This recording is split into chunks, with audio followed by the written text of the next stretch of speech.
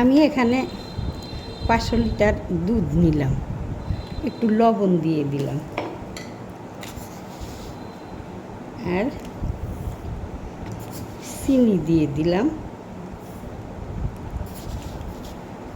চিনি স্বাদ মতো, যার যার স্বাদ মতো দিবেন, যে যেমন খান তেমনই দিবেন।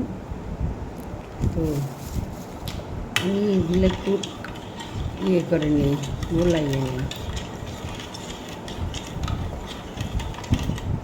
আচ্ছা, এটা ওই সাথেই হয়ে যাব।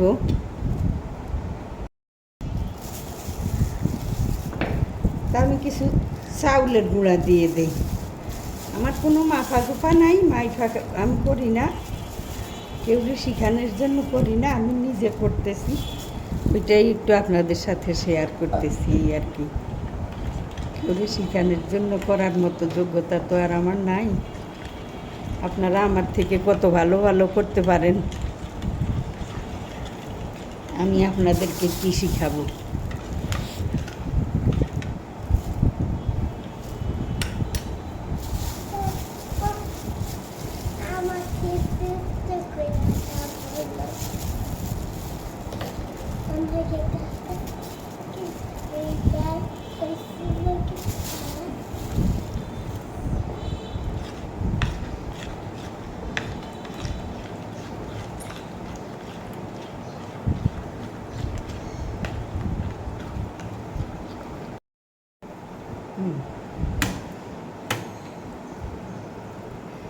আমি এখানে একটা ডিমও দিয়ে দিলাম, একটা ডিম কাটিয়ে দিয়ে দিলাম, একটু গুলাইয়ে দিই, একটু একটা ডিম দিয়ে দিলাম। কিছু সময় একটু ঢাইকা রাখবো এখন ইয়েরগুলোকে, গুঁড়িগুলা আর একটু ফুলবো নি।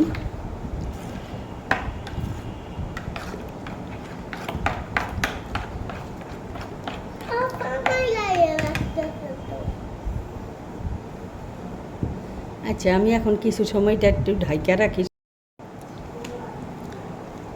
আমি এখানে কিছু বাটা নারকেল অ্যাড করে দিলাম, নারকেল বেটে রাখছি, বাটা নারকেলগুলা দিয়ে দিলাম। এখন ওগুলা মিশাইয়ে নিই।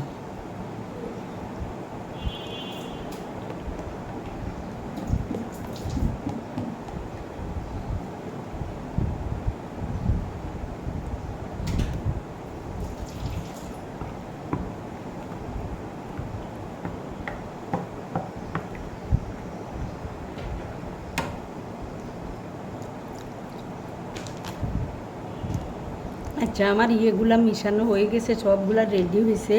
মিষ্টিও একটু সেকে দেখলাম, আলহামদুলিল্লাহ ঠিকই আছে। তাইলে আমি এখন চুলার কাছে যাই, দেখি বাজে নিতে পারিনি।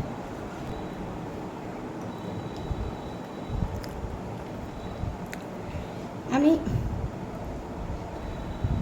সব তো রেডি করে ফেলছি, তারপরে মনে হইলো যে কয়টা আটা দিই, ময়দা দিই।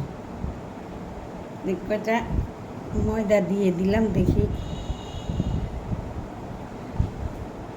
একটু ভালো হইব নি, একটু মিক্স করে দুইভাবেই ভাজছি। কিছু একটু লাল করে নিছি, কিছু একটু সাদা রাখছি। একটু যেগুলো একটু কড়া করে ভাজি করি না, ওগুলা খাইতে অনেক মজা লাগে, অনেক মজা হয় ওগুলা খাইতে। এভাবে সুন্দর করে ভেজে নিবেন। মশলা পিঠাগুলা দেখেন কত সুন্দর ফুলতেছে।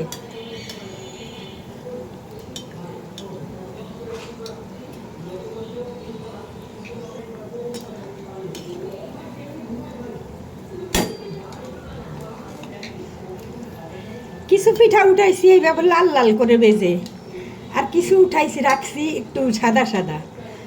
লাল লালগুলাও খাইতে অনেক মজা লাগে, মস মস করে, এই জন্য একটু লাল লাল করছি। আবার কিছু রাখছি একেবারে সাদা, এইভাবে ভাইজা উঠাইছি। এই যে বন্ধুরা, এই যে আমার পিঠাগুলা রেডি হয়ে গেল। দুই রকমের ভাজছি, একগুলো একটু মশমশা করে নিছি। মশমশা করে নিলে খাইতে কিন্তু অনেক ভালো লাগে, আর আরেকগুলো একটু সাদা সাদা নরম নরম রাখছি। দুইভাবে ভাইজা নিছি। তো যদি আমার ভিডিওটা আপনাদের কাছে ভালো লাগে তাইলে একটু লাইক শেয়ার কমেন্টস করবেন। তাহলে রাখি, আসসালামু আলাইকুম। যে যেখানে আছেন ভালো থাকেন, সুস্থ থাকেন, আমার জন্য দোয়া করবেন।